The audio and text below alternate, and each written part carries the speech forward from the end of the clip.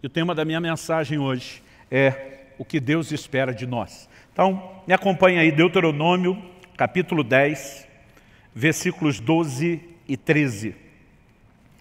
Eu vou ler esse texto inicial na NVI, a Nova Versão Internacional, que diz assim: Agora, ó Israel, que é que o Senhor, o seu Deus, lhe pede, senão que tema o Senhor, seu Deus, que ande em todos os seus caminhos, que o ame e que sirva o Senhor, o seu Deus, de todo o seu coração e de toda a sua alma, e que obedeça aos mandamentos e aos decretos do Senhor, que hoje lhe dou para o seu próprio bem. Eu quero tomar esses dois versículos, se você quiser, tanto pode deixar esse texto aberto como marcado. Em algum momento nós vamos voltar e tentar ler um pouquinho aí o contexto, versículos anteriores, versículos posteriores. Mas agora eu quero partir da pergunta: o que o Senhor espera de nós? A versão atualizada de Almeida, Nova Almeida atualizada, usa a pergunta: o que é que o Senhor requer de ti? No entanto, a expressão usada no original, esse requer, conota um pouquinho mais do aspecto de exigência, mas a palavra usada no original hebraico fala de pedir. Deus pede. Isso não precisa necessariamente ser confundido como opcional, mas eu quero tomar exatamente essa frase: o que é que Deus pede? E eu gostaria que a gente pudesse conversar a respeito desse assunto, da expectativa de Deus, daquilo que Ele requer de nós, pensando esse assunto em pelo menos 3 aspectos. Eu quero fazer aqui 3 perguntas. Primeiro, por que Deus faria algum tipo de exigência a nós, ao seu povo, aqueles que o seguem? Segundo lugar, o que exatamente Deus requer de nós? E, em terceiro lugar, nós vamos tentar trabalhar a razão, o motivo desse pedido que Deus fez. Então, acredito que olhando para o próprio texto, nós podemos entender que o fato de Deus fazer exigências, e não apenas nos colocar numa posição onde a gente pode pedir algo a Ele, mas Ele também pedir a nós, precisa nos ensinar algo. Eu gosto de dizer que oração não é apenas o meio através do qual eu e você recebemos de Deus aquilo que a gente quer. Oração também deveria ser, em contrapartida, o meio através do qual Deus recebe de nós, consegue de nós o que Ele quer. É o que nós aprendemos quando o Senhor Jesus, no jardim do Getsêmani, dobra os seus joelhos para dizer a Deus: seja feita não a minha, mas a sua vontade. Muitas vezes nossa vontade pode entrar em rota de colisão com a vontade de Deus. E nós precisamos entender que o ambiente de oração, o mesmo ambiente onde nós podemos pedir a Deus e conseguir de Deus algumas coisas que queremos, também deveria ser um ambiente de rendição, onde Deus possa conseguir de nós aquilo que Ele quer. Isso significa que, seja na oração ou em qualquer outro aspecto do nosso relacionamento com Deus, nós temos que reconhecer que esse relacionamento é uma via de mão dupla. Nós precisamos entender que no relacionamento com Deus, nós temos não só direitos, mas nós também temos deveres. Hoje em dia eu vejo uma ênfase de um evangelho que ele promove, simplesmente anuncia o bônus. Não se fala muito a respeito do ônus, qual é o seu compromisso, quais são as suas renúncias, mas é fato que o relacionamento de Deus com o homem, desde o início da criação, quando Deus estabelece o primeiro casal no jardim, antes da queda, antes do pecado, nós vemos um posicionamento claro de um Deus que, por um lado, disponibilizou, ofereceu a eles direitos e disse: vocês podem comer de todas as árvores do jardim, usufruam de tudo isso porque é para o bem de vocês. Mas o Senhor faz uma restrição. Ele diz: mas da árvore do conhecimento do bem e do mal, vocês não podem comer. Então eles tinham direitos, mas eles também tinham deveres. E quando olhamos essa perspectiva, por mais que pareça um tanto quanto óbvia, eu acredito que ela não tem estado tão presente na forma de pensar dos crentes de uma forma geral. Muitas vezes olhamos para Deus como aquele que tem um compromisso de nos abençoar, de fazer aquilo que nós queremos, e afinal de contas é por isso que a maioria acaba se disponibilizando, pelo menos no início, antes de ter tanto entendimento ou maturidade, a andar com Deus, porque vê o lucro de um Deus que vai atendê-lo. No entanto, à medida que crescemos no entendimento da palavra, precisamos entender que há não apenas direitos, mas também deveres. Essa via de mão dupla com direitos e deveres, ela tem por trás de si uma lógica. E acredito que um dos elementos que a gente possa colocar aqui nessa conta é reconhecer que o homem tem o privilégio de viver com Deus é classificado na Bíblia, na sua palavra, como uma aliança. E a aliança envolve compromisso das duas partes, nunca de uma parte só. Depois Deus tirar a nação de Israel do Egito, debaixo do domínio de Faraó, da escravidão na qual viviam, ele faz isso com um projeto muito claro, levá-los a uma terra prometida, e assim que saem e param no Monte Sinai, observe o que é que Deus manda Moisés falar para eles. Êxodo, capítulo 19, do versículo 3 até o 6, diz assim: Moisés subiu para encontrar-se com Deus, e do monte o Senhor o chamou e lhe disse: assim você falará à casa de Jacó e anunciará aos filhos de Israel: vocês viram o que fiz aos egípcios e como levei vocês sobre asas de águia e os trouxe para perto de mim. Agora, pois, se ouvirem atentamente a minha voz e guardarem a minha aliança, vocês serão a minha propriedade peculiar dentre todos os povos. Porque toda a terra é minha e vocês serão para mim um reino de sacerdotes e uma nação santa. São essas as palavras que você falará aos filhos de Israel. Deus estava dizendo: eu tirei vocês do Egito, eu os trouxe sobre as asas da águia, eu tenho guiado vocês, eu tenho guardado vocês, eu tenho feito grandes coisas em favor de vocês, porque eu tenho um plano. Agora Deus está dizendo: se vocês querem ser a minha propriedade peculiar dentre todos os povos, que é o meu projeto, vocês têm que guardar a minha aliança. Em outras palavras, Deus está dizendo: nessa aliança não existe apenas um compromisso da minha parte com vocês, de intervir, de salvar, de redimir, de guiar, de proteger, mas precisa existir da parte de vocês um compromisso de guardar a minha aliança. Isso significa ouvir atentamente a voz do Senhor, andar em obediência a Ele. Então, nós vamos percebendo esse desenho. E, obviamente, quando a gente fala de uma via de mão dupla, de direitos e deveres, de compromisso das duas partes, embora a gente entenda uma parte desse aspecto do relacionamento que envolve o compromisso das duas partes, eu acredito que a gente pode não só não enxergá-lo de forma completa, como enxergá-lo de uma forma deficiente, incompleta.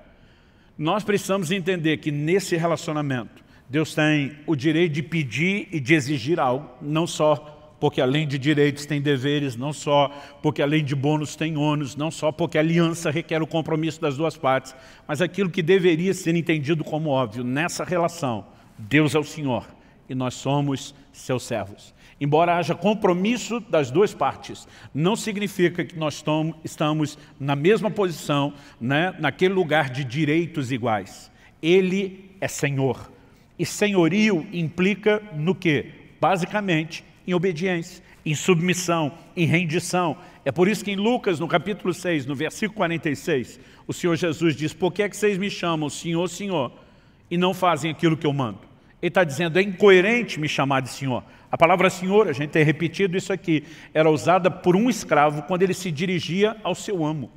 A palavra Senhor significa dono, possuidor. Aquele escravo não tinha vontade própria, ele vivia para fazer a vontade do seu Senhor. Agora Jesus está dizendo: como é que vocês me chamam de Senhor, mas em vez de fazer a minha vontade, em vez de fazer o que eu mando, vocês decidem andar na sua própria vontade, fazendo apenas aquilo que vocês querem. Então, quando nós começamos a pensar esse desenho, acredito que isso nos ajuda a entender melhor o que é o relacionamento com Deus. Não estamos atrás de uma única intervenção de Deus ou outra, não estamos apenas atrás do favor do Senhor e do que Ele pode fazer de nós. Nós queremos o relacionamento, o pacote completo. Nós queremos interagir com Ele exatamente da forma como Ele espera de nós. Você pode dizer amém?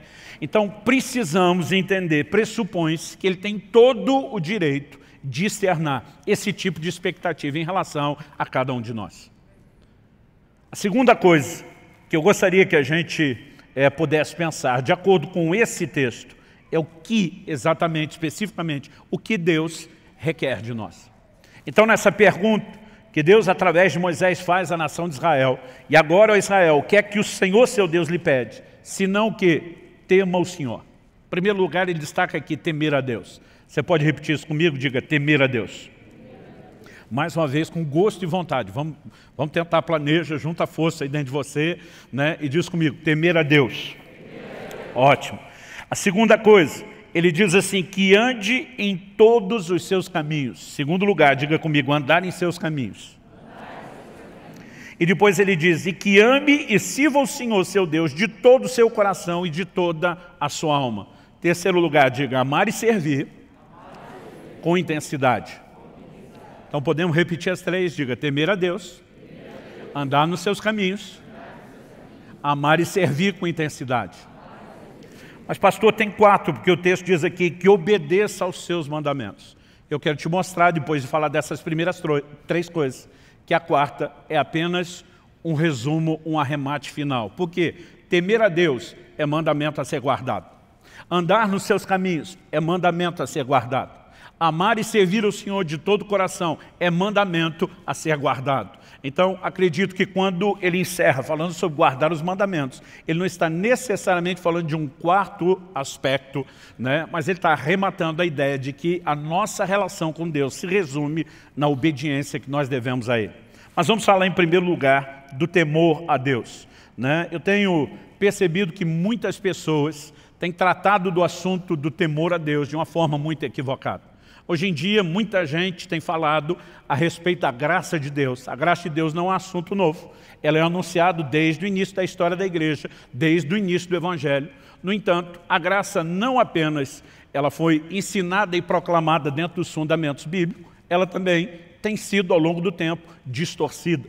Em Judas, né, no capítulo único, verso 4, ele fala daqueles que estão, né, transformando a graça de Deus em libertinagem. Alguns, não entendendo o favor oferecido de Deus, começaram a tratar da graça como se fosse uma permissão para pecar, e não a capacitação, o empoderamento divino para a obediência. Outros começaram a trazer uma ideia, como se do Velho para o Novo Testamento, Deus mudou. Né? Eles não falam dessa forma, mas a conclusão que nós chegamos é que parece que Deus se converteu. No Velho Testamento Deus era mau, terrível, né? Exercia juízo, mas no Novo ele virou amor. O que é uma grande bobagem, tratar Deus como se ele fosse, né, alguém possível de sofrer mudança. Em Malaquias 3,6 Deus diz, eu, Senhor, não mudo. Tiago capítulo 1, verso 17, a Bíblia diz, nele não há mudança, nem sombra de variação. Logo, não há mudança em Deus. Então nós não podemos olhar como se no Velho Testamento Deus fosse uma coisa e no Novo Testamento ele tivesse se tornado outra. Logo no 2º século da era cristã, né, houve um camarada que trouxe muitas distorções, muitas heresias, chamado Marcião. E a gente brinca que até hoje existem os marcionitas, são aqueles, né, que acabam replicando o ensino dele, conhecendo ou não. Ele dizia que o Deus do Velho Testamento era um e o do Novo Testamento era outro. Né? No Novo Testamento ele não aceitava nem os evangelhos e o ensino de Jesus. Era só Paulo que tinha a revelação. E alguns parecem estar agindo assim. Eu tenho visto gente dizer, temor é coisa do Velho Testamento. E eu digo para alguns, eu acho que você não andou lendo o Novo Testamento. Né? Embora nós estamos partindo de um texto do Antigo Testamento falando sobre temer a Deus, Atos 9:31 diz, assim a igreja tinha paz por toda a Judéia, Galiléia e Samaria, edificando-se e caminhando no temor do Senhor e no consolo do Espírito Santo crescia em número. No mesmo ambiente onde havia temor de Deus, havia consolo do Espírito Santo. Nós precisamos entender que não são coisas excludentes, são coisas que se complementam. Paulo escreve aos Efésios e diz que nós devemos sujeitarmos uns aos outros no temor de Cristo. Então, o Novo Testamento fala de temor, temor estando na igreja, devendo estar na vida do cristão. Agora, essa palavra, a maior parte das vezes traduzida como temor no Novo Testamento, no original grego, ou é a palavra phobeu, ou a sua raiz, né, phobos. A gente conhece o termo fobia, que procede de lá, que significa medo. Né? A tradução dessa palavra, que muitas vezes aparece como temor, ela sugere tanto medo e receio, como também tem a conotação de respeito e reverência. Agora, eu olho para algumas pessoas e percebo que elas dão um ênfase na palavra, como se eu e você tivéssemos que viver aterrorizados em relação a Deus. Outros parecem tentar eliminar isso completamente, quase como se o respeito e a reverência não tivessem nenhuma ponta, nenhum aspecto de temor. E na verdade essas coisas meio que se misturam. Mas nós precisamos entender a necessidade de um equilíbrio, mesmo no uso dessa palavra. Por exemplo, em Efésios, no capítulo 5, o apóstolo Paulo começa a falar da relação entre o marido e a esposa e um paralelo da relação com Cristo e a igreja, a noiva, né, com quem ele vai se casar. E a Bíblia diz que o marido deve amar a esposa como Cristo amou a igreja, mas que a esposa deve submeter-se ao seu marido como a igreja deve submissão a Cristo. Mas no final, no versículo 33, final do capítulo e do arremate dessa ideia, o apóstolo Paulo diz assim, que a esposa respeite o seu marido. Efésios 5:33. A palavra traduzida ali, né, é phobeu, que a esposa tema o seu marido. O apóstolo Paulo estava falando de um tipo de relacionamento onde o marido literalmente, e não simbolicamente, mas literalmente tocava o terror em casa? Não, porque a Bíblia não se contradiz. Em 1 de Pedro, no capítulo 3, no versículo 7, a mesma Bíblia diz, maridos, vocês igualmente vivam a vida comum do lar com discernimento, dando honra à esposa por ser a parte mais frágil e por ser coerdeira da mesma graça da vida. Quando Deus fala do marido ter que honrar essa esposa, né, tratando-a como parte mais frágil, parte mais frágil aqui eu não creio que fala do aspecto físico, porque se embora o homem tenha mais força bruta para carregar peso, a gente perde de longe na resistência à dor. Eu sempre digo que se dependesse de nós os homens para dar luz aos filhos, a terra estava desabitada há muito tempo. Né? A gente serve para entrar na hora do parto, segurar a mão da mulher e ela ficar dizendo para a gente, vai dar tudo certo, meu bem, vai dar tudo certo. Além de dar luz, ela tem que confortar a gente. Mas eu acredito que a Bíblia fala muito mais do aspecto emocional. Né? Essa capacidade que muitas vezes a mulher tem de ser ferida emocionalmente, além da capacidade do homem mensurá-lo. Eu acredito que isso não é Deus tentando diminuí-la. Eu lembro que antes de casar, um dia a Kelly olhou para mim, falou, a gente estava conversando algumas coisas sobre o nosso futuro, após o casamento, ela olhou para mim e falou assim, pensa num vasinho daqueles de porcelana chinesa, daqueles bem fininhos que não pode nem apertar. Eu falei, pensei, ela disse, sou eu, é o que você está levando para casa. Né? E de vez em quando, né, se o meu comportamento começasse a ficar meio, né, viril demais, ela dizia, ó o vasinho de porcelana. Né? E o duro que eu tinha que acatar aquilo ainda pelo prisma da Bíblia. Né? Eu preciso honrar essa mulher. Então, como que Deus manda o marido tratar a mulher com tanta honra e distinção, mas manda ela ter medo? Nós precisamos entender que aqui é um equilíbrio de reverência, de respeito. Não que a pessoa do homem seja distinta, né? Não que ele, como pessoa, tenha mais valor, mas que dentro da funcionalidade do lar, o seu lugar de autoridade requer isso. Então, nós precisamos entender que há um equilíbrio. A palavra temor, ela nunca vai excluir totalmente essa questão do medo, mas ela não pode estar centrada só nela. Deve ser uma combinação entre um e outro. Pastor, o senhor está dizendo que a gente precisa ter medo da pessoa de Deus, né? Não é a pessoa, é a maneira como nos relacionamos com a pessoa. A mesma Bíblia que apresenta esse Deus, né, como amor, também apresenta esse Deus como justo. Nenhum atributo de Deus vai excluir o outro. E muitas vezes a ênfase de alguns desses pregadores da graça é porque Deus é amor, Ele não julga. Ele é tanto uma coisa quanto outra. Né? Em Romanos, por exemplo, no capítulo 13, no versículo 3, o apóstolo Paulo diz assim, porque os magistrados não são para temor quando se faz o bem, e sim quando se faz o mal. Você quer viver sem medo da autoridade? Faça o bem e você terá louvor dela. Basicamente, Paulo está dizendo que não precisa temer a autoridade, ele disse, se você se conduzir de forma correta, não precisa temê-la. Agora, se estiver fazendo errado, deve temer. Aonde está a ênfase do aspecto do medo? Se eu desobedecê-lo, as consequências de um Deus que é justo serão inevitáveis. Isso não significa que eu preciso ter medo de que Ele queira o mal.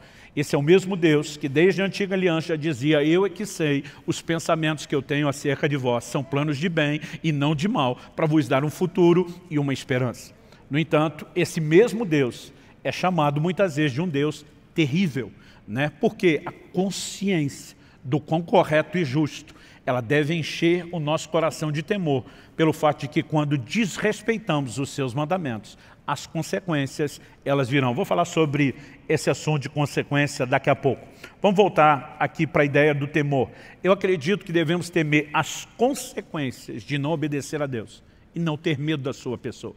Mas a reverência que temos para com Ele é que esse Deus que é amor, que é a fonte de toda bondade, de toda misericórdia, Ele também é um Deus justo. O temor é parte daquilo que Deus espera de nós. Em Provérbios, no capítulo 9, no versículo 10, a Bíblia diz que o temor do Senhor é o princípio da sabedoria. né? Isso nos ajuda a nos conduzir de forma correta. Em segundo lugar, vamos falar aqui a respeito de andar em seus caminhos. O que significa isso? Essa ideia de caminho pressupõe um trilho pré-estabelecido, é o caminho de Deus, definido por Ele. Muitas vezes a palavra de Deus vai se referir, né, a pessoas que erraram, a pessoas que pecaram, falando de gente que escolheu o seu próprio caminho. Isaías 65, 2, por exemplo, diz isso: todo dia estende as mãos a um povo rebelde, que anda por um caminho que não é bom, seguindo seus próprios pensamentos. Né? Quando Deus fala dos próprios pensamentos, Ele está dizendo, eles escolheram o seu próprio caminho, e esse caminho não é bom. Em outras palavras, Deus está dizendo que o homem rebelde escolheu o seu próprio trilho. No entanto, ao longo de toda a Escritura, Deus vai enfatizando essa questão do caminho. Gênesis 18, 19, Deus fala a respeito de Abraão, o pai da fé, e diz, porque eu o escolhi, a fim de que ele ordene aos seus filhos e aos filhos depois deles, né, que guardem o caminho do Senhor, que pratiquem a justiça e o juízo, para que o Senhor faça vir sobre Abraão o que tem falado a seu respeito. Quando entendemos que Deus estabeleceu um padrão, aliás, a gente precisa entender que desde da Antiga Aliança, o Velho Testamento, aquilo que se manifestaria em Cristo já recebia esse tipo de adjetivo como uma referência ao caminho, não só a alegoria, mas até o adjetivo. Isaías, que é considerado o mais messiânico de todos os profetas do Antigo Testamento, que mais falou a respeito da vinda e da obra de Cristo, ele diz no capítulo 35, no versículo 8, e ali haverá uma estrada, um caminho que será chamado de caminho santo. Os impuros não passarão por ele, pois será somente para o povo de Deus. Quem passar por esse caminho, mesmo seja um tolo, outra versão diz um louco, não se perderá. Isaías 30, 21, e quando vocês se desviarem para a direita ou para a esquerda, ouvirão atrás de vocês uma palavra dizendo, este é o caminho, andem nele. Quando a gente chega à Nova Aliança, essa terminologia começa a ser empregada pelo próprio Cristo. João 14, 6, ele diz, eu sou o caminho, a verdade e a vida. Cristo se apresentou como caminho. O que hoje nós chamamos de cristianismo, uma referência à expressão coletiva da nossa fé, no início era chamado de o caminho. Deixa eu só mencionar alguns textos para você. Em Atos 16, 7, quando Paulo e Silas estão pregando em Filipos, uma mulher se dirige a eles dizendo, esses homens são servos do Deus Altíssimo e anunciam a vocês o caminho da salvação. Essa expressão ela é largamente usada, né, e empregada no livro de Atos. Em Atos 18, 25, quando a Bíblia fala a respeito de Apolo, um pregador, diz que ele era instruído no caminho do Senhor. Então, essa expressão ela vai sendo usada várias vezes e também a simbologia que se aplica a ela. Em Efésios 4, 17, o apóstolo Paulo diz, não mais andeis como andam os gentios. O que ele quer dizer com não andar como andam os gentios? Ele não está falando da ginga, do balanço do corpo, ele está falando do caminho que se escolhe, porque essa ideia sempre foi entendida e compreendida. Alguém que abraça o Evangelho não deve trilhar mais o seu próprio caminho, ele deve andar nos caminhos do Senhor. Quem está entendendo, diga amém. Isso de novo nos remete ao entendimento de obediência e de cumprir aquilo que o Senhor predeterminou, estabeleceu para o homem desde o início, né? Aliás, eu acho muito interessante quando a gente mexe nesse assunto de obediência, entender o quão forte é a expectativa de Deus a respeito desse assunto. E daqui a pouco, quando a gente falar sobre guardar os mandamentos, a gente dá uma arrematada final falando de obediência. Vamos mexer na questão de amor e serviço. Pastor, a gente não poderia desdobrar, assim como o senhor falou do temor como um dos aspectos da obediência, de andar nos caminhos do Senhor como outro. Não dá para desdobrar amor e serviço? Dá. Mas também dá para tratar deles juntos, né? Até porque a forma como amar e servir de todo o coração e alma é apresentado, me parece que a intenção é comunicar muito mais uma união do amor e serviço do que só tratá-los de forma separada. Outro dia alguém me perguntou, pastor, é possível servir a Deus sem amá-lo? Eu falei, é. Mas falei, é impossível amá-lo sem servi-lo. E a pessoa ficou me olhando e falou, nunca pensei nisso. Falei, bom, vamos pela primeira frase, que é possível servi-lo sem amá-lo. Carta à igreja de Éfeso no Apocalipse. Em Apocalipse 2:2, o Senhor começa falando com essa igreja, né, assim, conheço as tuas obras, o teu labor e a tua perseverança. Eu gosto de brincar que aqui tem uma progressão. Obras fala de gente ativa que trabalhava, mas labor é quando você começa a entrar no nível de intensidade e cansaço. Agora, perseverança É aquele modo que de vez em quando nós estamos botando pilha nos nossos pastores, nos nossos líderes, que é sangue nos olhos, faca no dente, né? É quando você, com ou sem vontade, com ou sem inspiração, você põe tudo de você naquela disposição de serviço. Eles tinham uma alta performance, mas nos versículos 4 e 5, nós vemos o Senhor falando: tenho, porém, contra ti, que abandonaste o teu primeiro amor. Então, a performance de serviço, de trabalho estava alta, a paixão estava lá embaixo, no chão, no chinelo. O que é que Deus acaba dizendo para esse anjo, para o mensageiro dessa igreja? Ele disse: se você não se arrepender, eu vou tirar o seu candeeiro. O que significa o candeeiro? No capítulo 1 de Apocalipse, João tem uma visão e ele vê 7 estrelas e 7 candeeiros. E o anjo explica: as 7 estrelas são os 7 anjos ou mensageiros das igrejas da Ásia.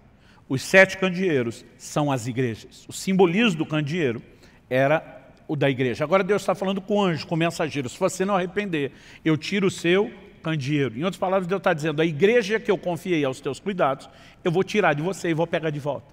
O que é que Deus está dizendo? Se você não vai fazer o trabalho que você está fazendo, movido pelo amor, por paixão para comigo, Deus está dizendo: eu dispenso você do serviço. Em outras palavras, Deus está dizendo: eu não quero o serviço pelo serviço. Ou o seu serviço é uma expressão do seu amor para comigo, ou eu dispenso o seu serviço. Por outro lado, em João 21, dos versículos 15 a 17, onde Jesus pergunta por 3 vezes ao apóstolo Pedro: tu me amas? Em cada uma delas, Pedro sinaliza, responde positivamente: tu sabes que eu te amo. O que é que o Senhor diz para ele? Apacenta as minhas ovelhas. Em outras palavras, está dizendo: se você me ama, vamos manter isso não só na declaração, no nível verbal, mas vamos demonstrar isso, Pedro, com trabalho, vamos demonstrar isso com serviço. Então me parece que o critério de entrada para quem vai servir no ministério, trabalhar para Jesus, é que tem que amar. E a exigência para a saída é se faltar amor. Portanto, nós não podemos mera e simplesmente olhar para isso e dizer: os assuntos estão desconectados. Mas embora seja possível servir sem amar, é impossível amar sem servir. O serviço deveria ser uma expressão do nosso amor. Quem está entendendo, diga amém. Mas pastor, eu não tenho a obrigação de trabalhar? Tem, mas não deveria trabalhar só com senso de obrigação. Deveria fazer isso com senso de prazer. Então vamos falar da obrigação sendo cumprida com senso de prazer? Há poucos meses atrás, Kelly e eu completamos 25 anos de casado. E tem uma ordem divina que rege o meu casamento, né? A minha responsabilidade, o meu papel como marido. A Bíblia diz: maridos, amai as vossas mulheres. É um imperativo, é uma ordem.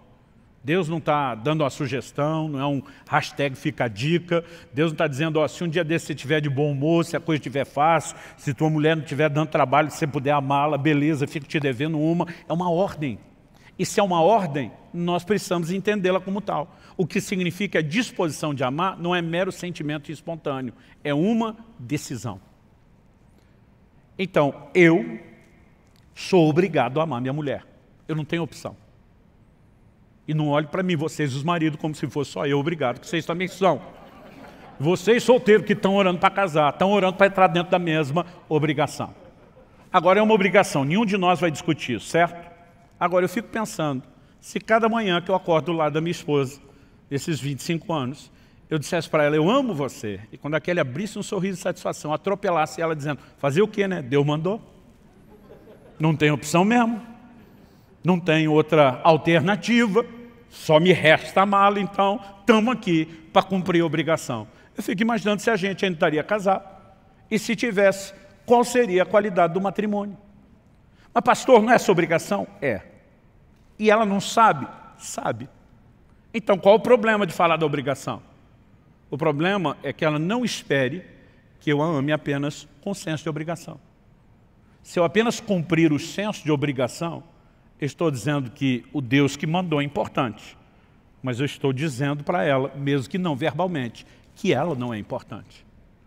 Agora, quando eu olho para ela e digo: eu sou obrigado a te amar, mas você me inspira a fazer isso, você nunca fez com que isso fosse um fardo ou um peso, você torna a minha obrigação leve, eu posso cumpri-la com alegria. Eu estou dizendo que não apenas o Deus que me mandou e eu obedeço é importante, mas que ela tem importância e valor para mim.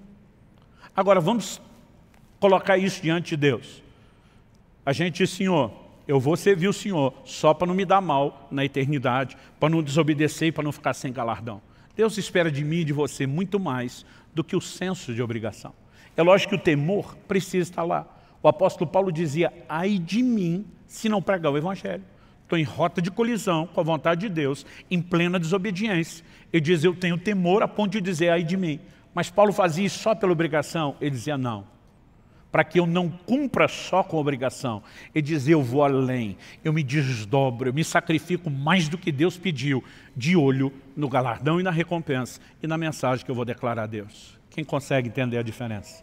Nós precisamos ser um povo, né, que entenda a importância de servir ao Senhor, mas que faça isso não só por causa de cobrança, não só por causa de pressão, e nem só por causa de anseios pessoais. Porque muitas vezes nós queremos fazer coisas que Deus não pediu, e não queremos fazer coisas que Ele pediu.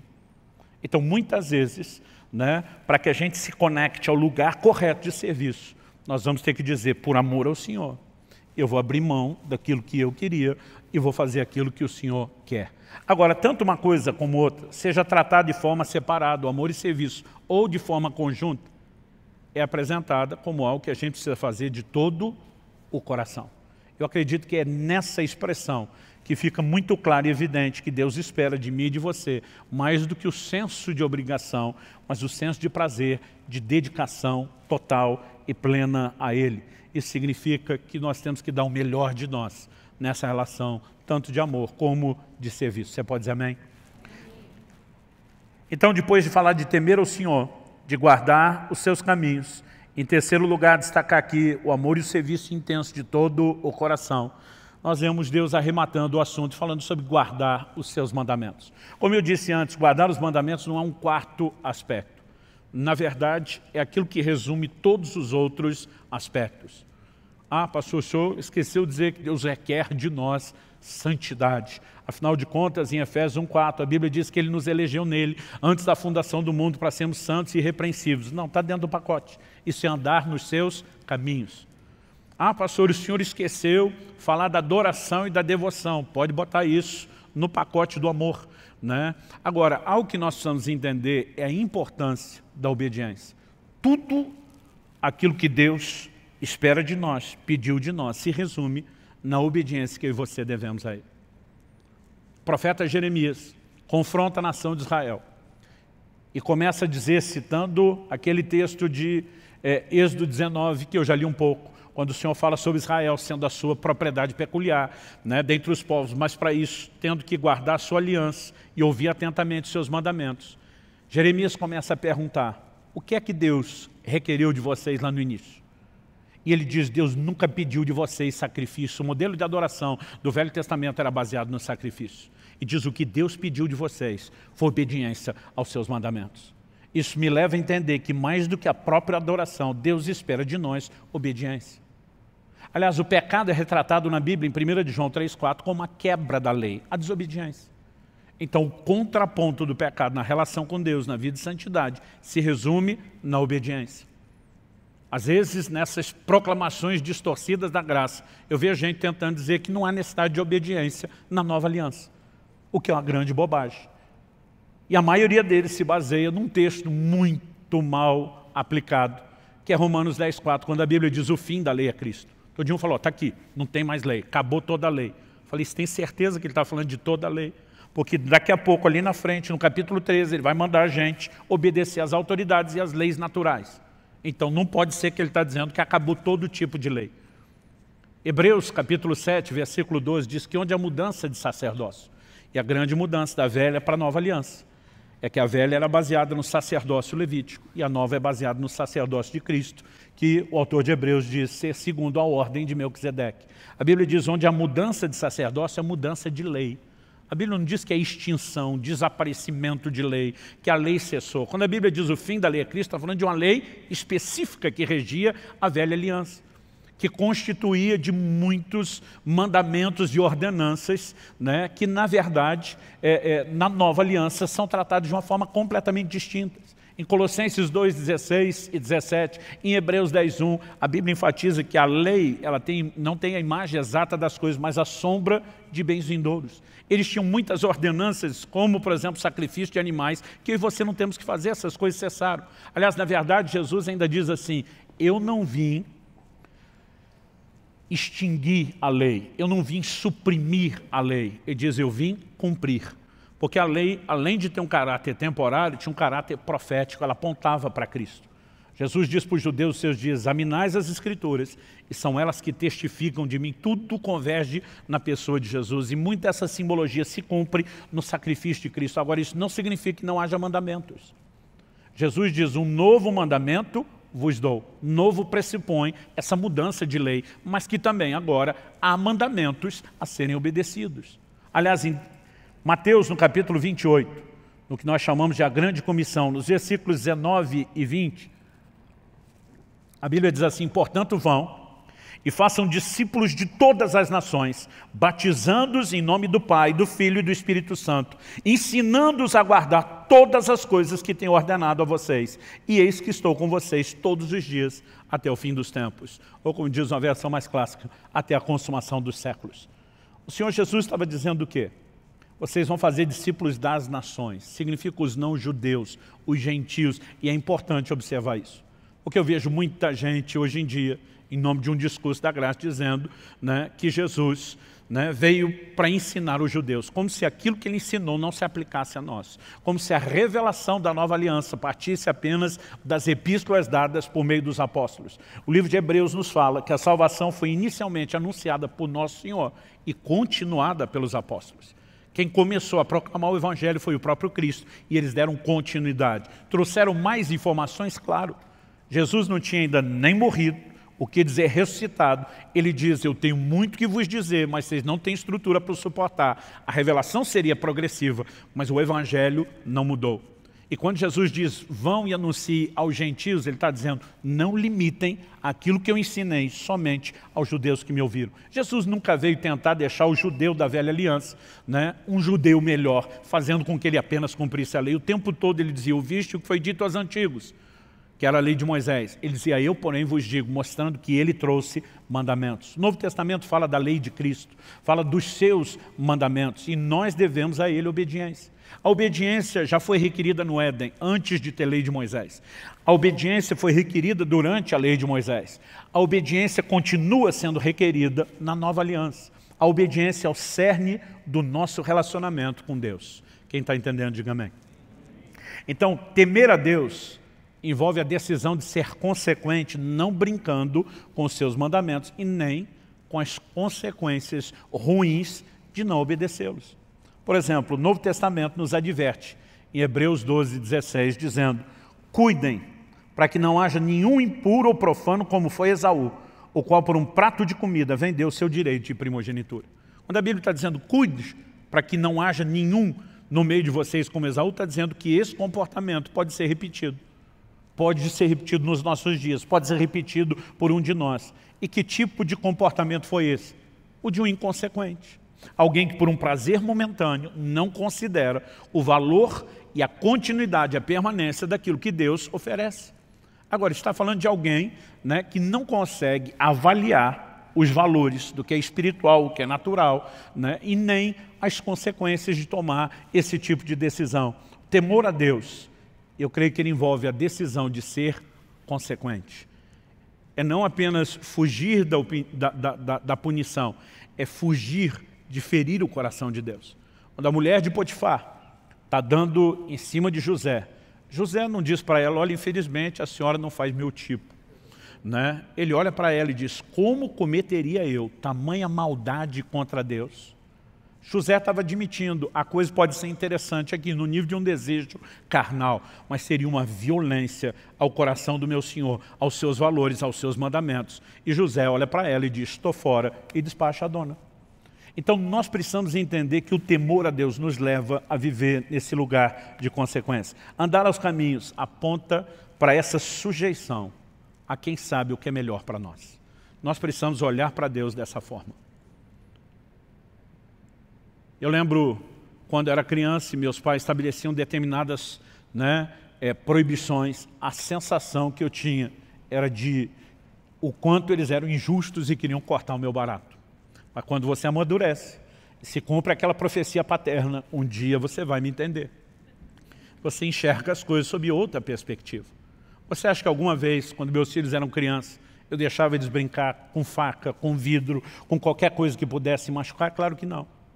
Agora, você acha que no momento eles me entendiam e eu nem esperava que entendessem.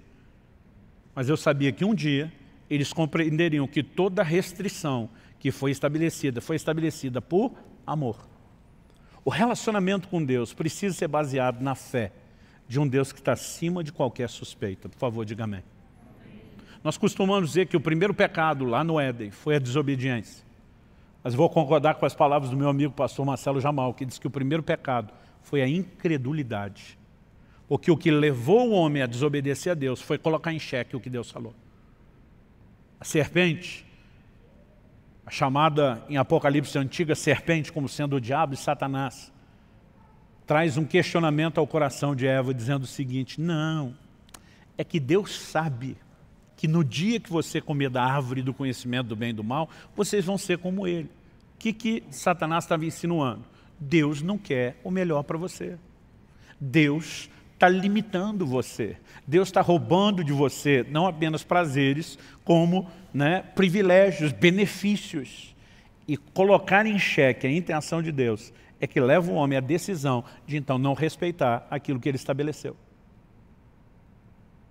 O Novo Testamento nos mostra uma preocupação de Paulo dizendo: eu temo que vocês possam se comportar da mesma forma como Eva diante da serpente, colocando em xeque aquilo que Deus falou.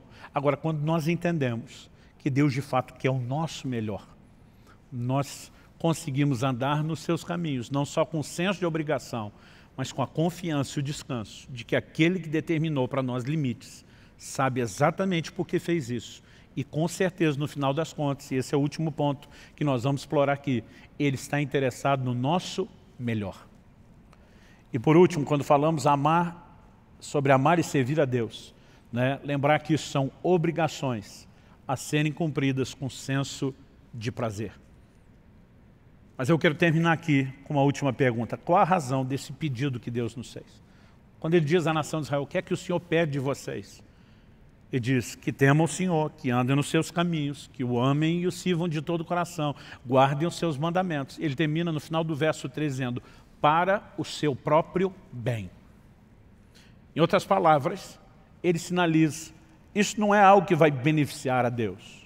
Deus não vai ficar melhor na fita se o povo dele estiver mais bem comportado. Deus não tem necessidade de absolutamente nada que eu e você possamos fazer ou oferecer a ele.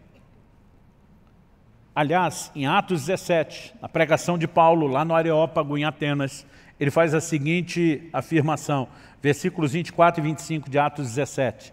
O Deus que fez o mundo e tudo o que nele existe, sendo ele Senhor do céu e da terra, não habita em santuários feitos por mãos humanas, nem é servido por mãos humanas, como se precisasse de alguma coisa. Então, ele não precisa de nada. Aliás, Paulo termina dizendo assim: pois ele mesmo é quem a todos dá a vida, a respiração e tudo mais. Basicamente, Paulo diz: Deus não precisa de você, você é que precisa dele. Sua subsistência é que depende dele, não a dele de você. Então, a única razão para Deus nos pedir isso não é porque ele tenha necessidade, não é que ele precise do meu temor, da sua disposição de andar nos seus caminhos, da nossa decisão de amá-lo e servi-lo de todo o coração. É porque ele está interessado no nosso próprio bem. E quando age dessa forma, aliás, eu tinha dito no início para vocês deixar o texto reservado lá de Deuteronômio. Se você puder voltar em Deuteronômio 10.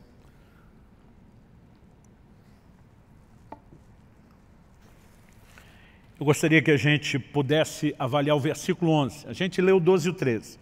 Vamos ler o versículo 11, que é o versículo anterior ao nosso texto base.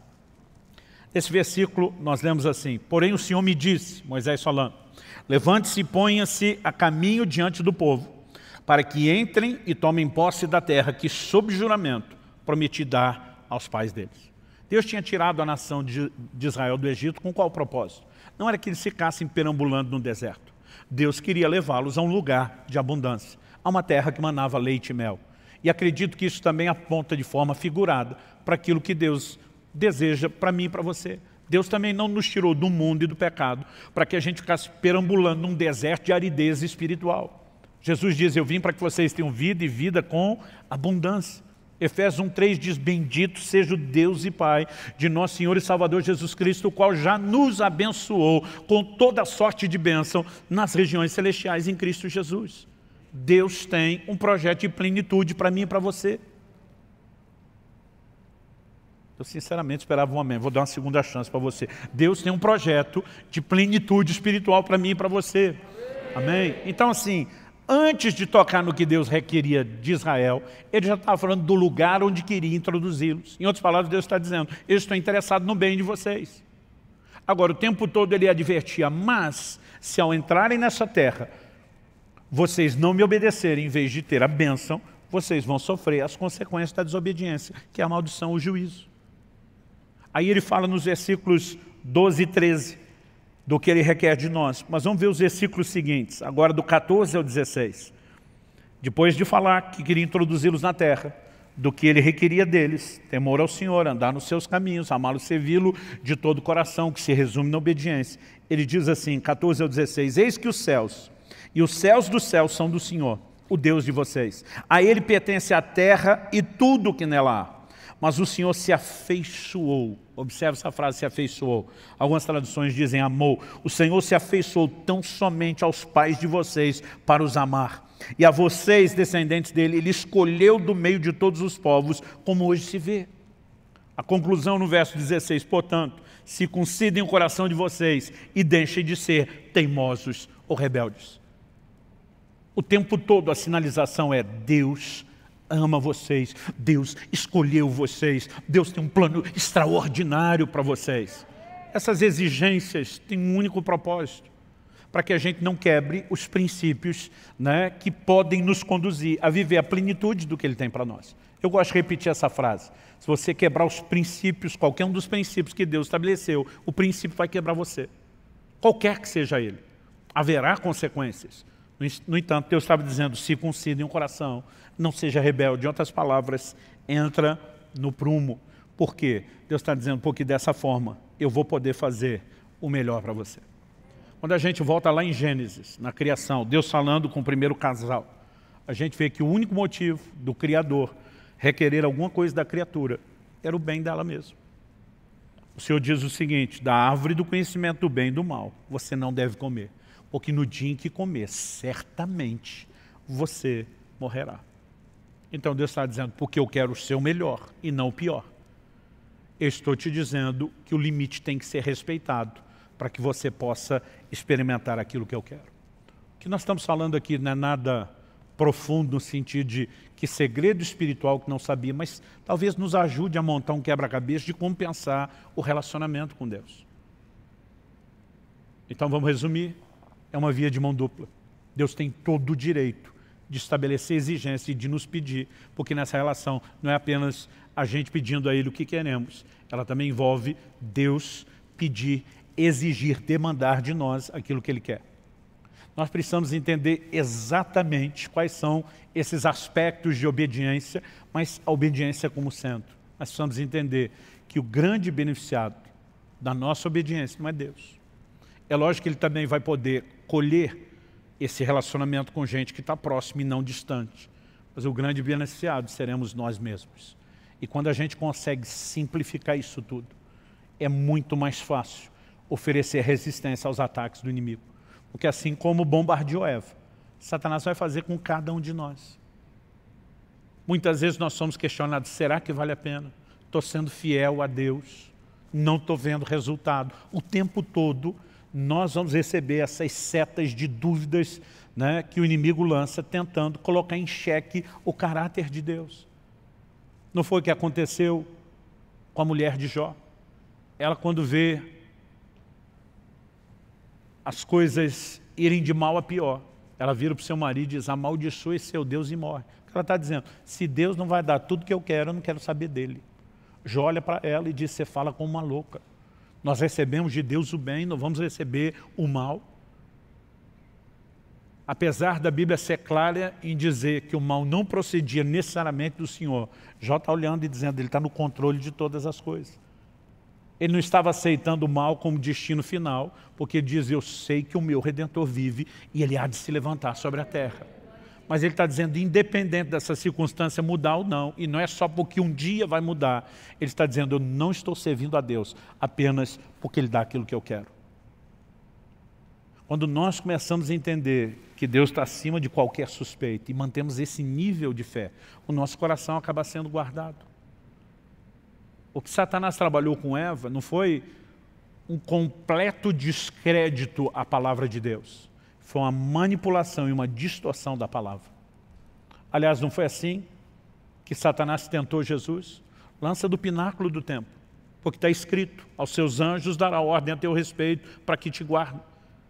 Eu percebo que muitos cristãos que têm um conhecimento superficial das Escrituras, eles estão à mercê não só de ensinos errados, que tem espíritos de demônio por trás desses ensinos, mas eles estão à mercê muitas vezes de setas do inimigo tentando distorcer a aplicação da palavra. Mas à medida que vamos fortalecendo esse pensamento de uma maneira completa, sadio, mantendo esse Deus está interessado no nosso bem, acima de qualquer suspeita. Eu não entendo porque Ele ainda não fez. Eu não entendo porque Ele ainda não respondeu. Eu não entendo, mas uma coisa é certa, Ele está no controle e Ele não falha. Eu gosto de uma frase de Lutero, o grande reformador. Ele diz, não conheço os caminhos pelos quais Ele me conduz, mas conheço bem o meu guia. Então podemos confiar nele, independente de entender os caminhos escolhidos ou não. Quando entendemos que no final das contas é tudo para o nosso bem, eu creio que o nosso coração começa a se blindar contra essa provocação do inferno, uma rebeldia ao controle e ao governo de Deus. Eu espero, como eu disse no início, isso não serve apenas para o ano de 2021. Os princípios bíblicos que abordamos aqui são atemporais. Mas nesse início de ano, logo nesses primeiros domingos, eu espero que você, em vez de apenas externar para Deus o que é que você espera dele, que você também abra o seu coração para entender o que é que Ele espera de você. O que é que o Senhor requer de você. Que você o tema. Que você ande nos seus caminhos. Que você o ame e o sirva de todo o seu coração. Porque isso tudo se resume na obediência de um Deus que quer o seu melhor. Que estabeleceu um caminho de mão dupla, não porque Ele queria tirar mais do que dar, mas queria nos ensinar que o compromisso é das duas partes, sem que nunca a gente perdesse de vista o interesse dele em nós, o seu amor. Romanos 8,32 diz, se Deus não poupou, nem mesmo ao seu próprio Filho, antes o entregou por amor de nós, como não nos dará juntamente com Ele, com Jesus que já foi dado, todas as coisas? A Bíblia fala de um Deus que está disposto a qualquer coisa. Isso não significa que Ele não tenha planos, que Ele não tenha um propósito, que Ele não tenha caminhos personalizados, mas a intenção do fato de Deus querer o nosso bem nunca pode ser questionada. Nossa fé precisa ser firmada nisso. Você acha que não passou na cabeça do José, lá naquela prisão, naquele calabouço? E aí, José, valeu a pena você ter descartado a dona lá, a mulher de Potifar? Ela se vingou de você. Onde é que você veio parar? Por um instante, José, por um tempo, por alguns anos, José esteve na prisão. Mas esse não foi o seu destino final. 1 Samuel 2,30 diz que Deus honra aqueles que o honram, mas os que o desprezam serão desprezados. Como você quer determinar o seu relacionamento com Ele? Eu escolho honrá-lo. Eu escolho lembrar que no final essa honra não só não me custa assim tão caro, como na verdade tem um retorno poderoso. Além de me manter conectado e não distante de Deus, eu vou experimentar como resultado final o melhor de Deus. Isso é a proposta da Escritura e nós não podemos pensar de forma diferente. Eu tenho orado e tenho dito, Senhor, o que é que você quer de mim para esse ano? Eu sei que nós temos aqui princípios que são para todos nós, sem exceção. Mas muitas vezes Deus pode trazer algo que é personalizado, que é só para você. Eu já tive anos onde eu li a Bíblia várias vezes. Já tive anos onde no ano todo eu li a Bíblia uma vez só. Eu já tive anos onde eu estudei como nunca. 2020, Deus mandou reduzir drasticamente as viagens. E um dos propósitos era não só produzir, mas crescer. E nós precisamos, né, não apenas dizer para Deus quais são os nossos alvos. Nós precisamos orar, buscar de Deus o Espírito Santo. Eu quero entender, mesmo que isso não vier de forma imediata, mesmo que não vier com toda clareza, mesmo que eu não ouvi uma voz do alto, eu quero entender aquilo que o Senhor quer de mim. Sem contar essa disposição. Você consegue imaginar se cada um de nós, não apenas os que compõem a comunidade Alcance aqui de Curitiba, se cada um de nós no corpo de Cristo decidisse atender o que Deus espera de nós e dessemos a Ele, né, o temor do nosso coração, a disposição de andar nos seus caminhos, a decisão de amá-lo e servi-lo de todo o coração, dizendo obediência ao trilho, porque entendemos, né, que não é uma via de mão única, mas também ao mesmo tempo cheios de expectativa, de fé, num Deus que é o nosso melhor. Você consegue imaginar o que a igreja brasileira não faria nessa nação? Então a pergunta é, por que não temos feito? E eu não estou aqui para julgar você. Talvez você seja novo na fé. Talvez você esteja no início da caminhada tentando entender e processar as coisas. Talvez você diga, pastor, eu sou, como diz a turma aí, já macaco velho. No entanto, andei dando bobeira. Não vim aqui te apontar o dedo ou jogar pedra em você. Eu creio que o próprio amor desse Deus, que quer o seu melhor, te dá a oportunidade de conserto, te dá a oportunidade de arrependimento, de ajuste. E eu gostaria que nós terminássemos com um momento de oração. Aí onde você está, sentado, né? Sentado mesmo. Eu quero que você coloque diante de Deus a sua vida. Eu quero que você comece a falar com o Senhor. Eu quero que você, de fato, se pergunte. Você tem entregado a Deus o que Ele pede, o que Ele requer de você? Talvez você diga, pastor, eu acho que eu estou no time que respondo sim. A pergunta é, qual o nível? Porque muitas vezes nós estamos amando e servindo, mas não de todo o coração. Às vezes nós estamos temendo de uma forma meio parcial, relativizada.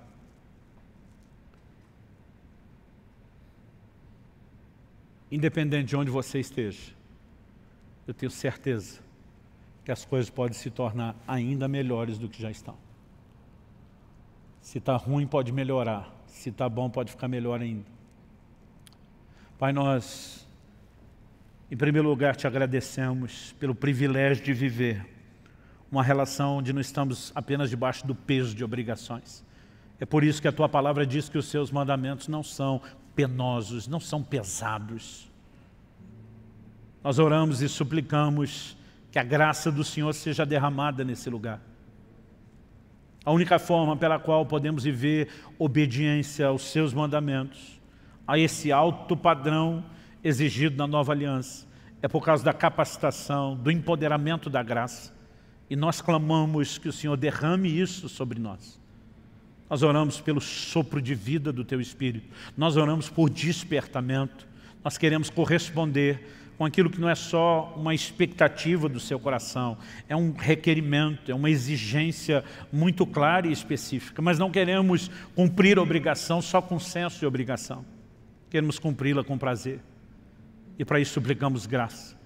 Eu oro por cada um dos meus irmãos e irmãs, não apenas os que estão aqui nesse auditório, agora, nesse momento, nos acompanhando presencialmente, mas cada um daqueles que nos acompanha pela internet.